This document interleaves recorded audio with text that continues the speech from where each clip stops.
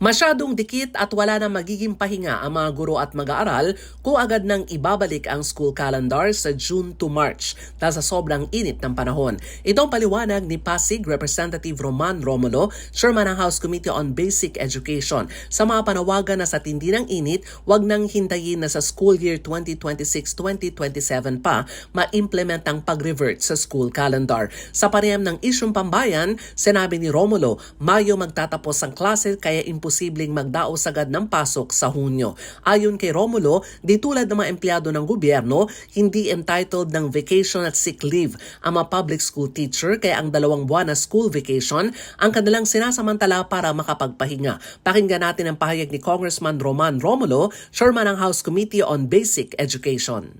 Kaya talagang yung practical na rason ay kailangan talaga ng break ng teachers, kailangan rin ng estudyante at talagang masyadong malapit po, May ending, June mag-start ka agad. Kawawa po ang teachers at saka yung mga mag-aaral natin. Sabi ni Romulo, sa ngayon ipapaubaya sa mga school superintendents at principals ang pagkansela ng klase sa ordinasyon ng mga lokal na pamahalaan. Dagdag pa ni Romulo, dapat i-update ang module ng distance learning bilang alternatibong paraan ng pagtuturo na ginawa noong kasagsagan ng pandemya. Ito ay kumangailangan pa rin ng madalas na class suspension dahil sa matinding init ng panahon. Para sa MBC TV Network News, ako si Milk Regunan. Sama-sama tayo, Pilipino.